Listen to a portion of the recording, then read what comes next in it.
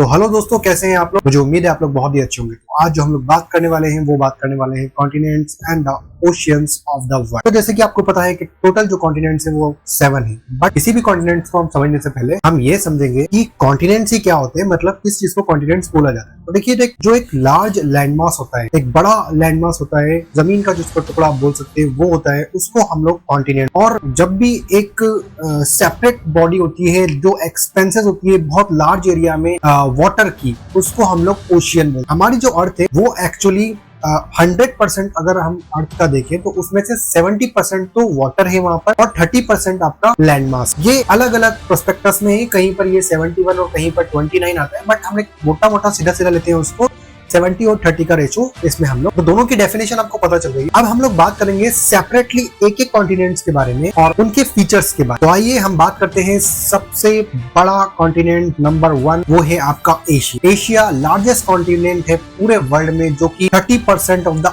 अर्थ land mass, यानी कि जो हमने आपको बताया था 30% पूरा लैंड मास है, उसका 30% इस पूरे एशिया के अंदर। और इसमें पूरे वर्ल्ड की सबसे ज्यादा पॉपुलेशन रहती है, 4 बिलियन पीपल यहाँ पर रहते हैं, जो कि पूरे वर्ल्ड की पॉपुलेशन का 60% है। ये कम नंबर नहीं है, बहुत ज्यादा नंबर है। और इसमें दो जो सबसे इंपॉर्टेंट कंट्री है वो है आपकी चाइना और इंडिया। और ये एक डाइवर्स कॉन्टिनेंट है, यहाँ पर वाइड वैरायटी मिलती है आपको, कल्चर्स की, लैंग्वेज की, रिलीजन्स की, बहुत सारे मिनरल्स मिलते हैं और बहुत सारा इंडस्ट्रियल एरिया आपको इस कॉन्टिनेंट में मिलता है। और ये जो कॉन्टिनेंट्स है ये हमारा होम कॉन्टिनेंट्स भी है।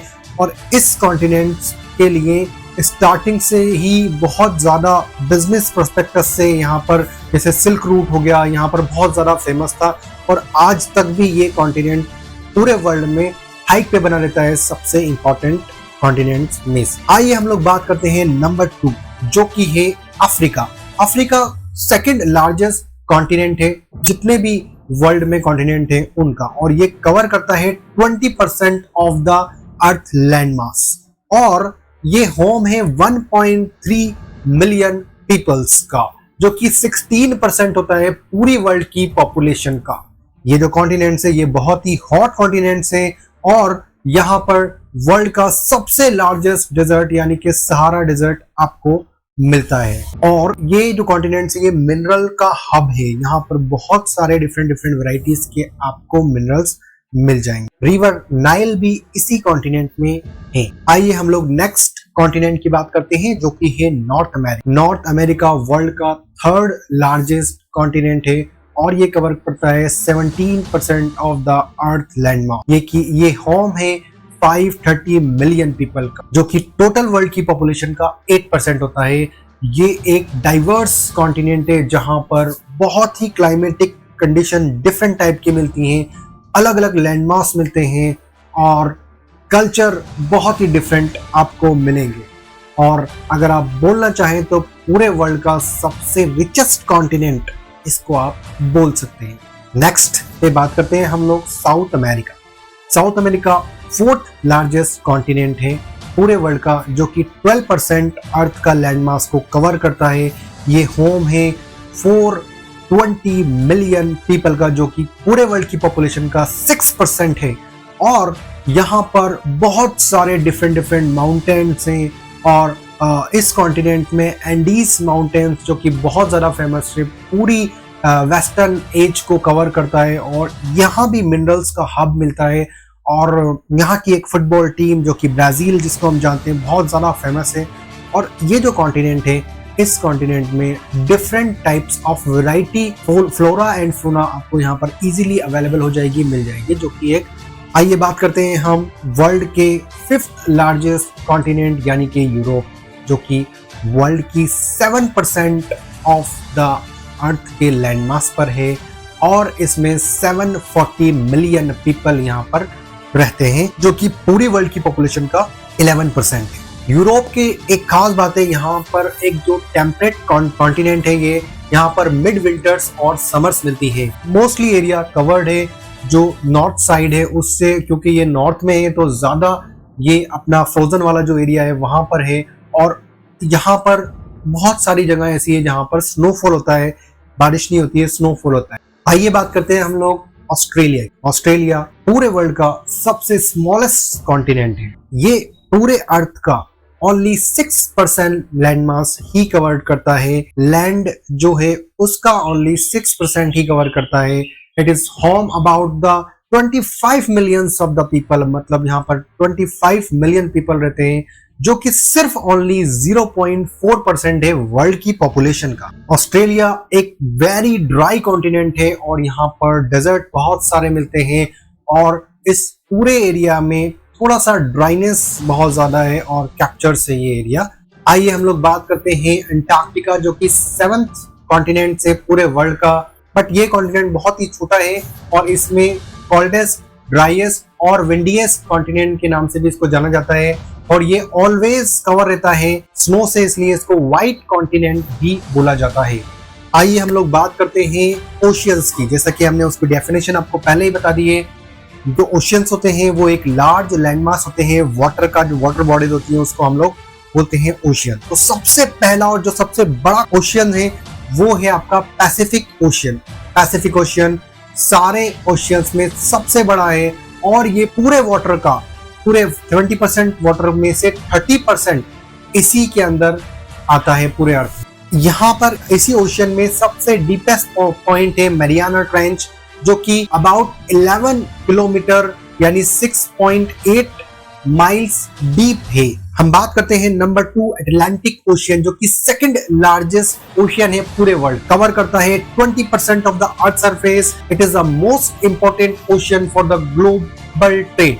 ये एक ऐसा ओशियन है जहां पर सबसे ज्यादा ट्रेड होता है Europe, north America, south America, Africa, और ये जो सारे कॉन्टिनेंट हैं ये उनको कनेक्ट करता है और ये यहाँ पर सबसे ज्यादा ट्रेड, ग्लोबल ट्रेड होता है। यहाँ पर वर्ल्ड की लॉन्गेस्ट माउंटेन रेंज मिलती है, जो कि है द मिड अटलांटिक रेंज। बात करते हैं हम लोग Indian ocean. Indian ocean third largest ocean है। ये कवर करता है 17% पूरे वाटर जो है ओशियंस जितने भी हैं उसका 17% को ये कवर करता है। ये होम है वर्ल्ड के लार्जेस्ट कोरल रीफ सिस्टम का और यहाँ पर ग्रेट बैरियर रीफ भी मिलती है। इस कॉन्टिनेंट की एक बात, ये एक ऐसा कॉन्टिनेंट है जिसका नेम पड़ा है किसी कंट्री के बाद। इंडिया ने इसका नेम दिया है और ये बना है इंडिया से इंडियन।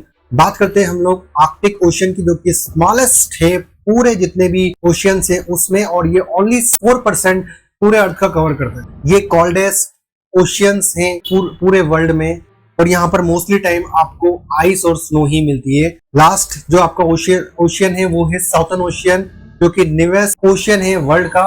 अभी तक इसको एक्चुअली मान्यता नहीं मिली है, बट इसको आइडेंटिफाई तो कर लिया गया है, बट अभी तक बुक्स में इसको इंक्लूड नहीं किया गया है और ये कोल्डेस्ट ओशियन है पूरे वर्ल्ड।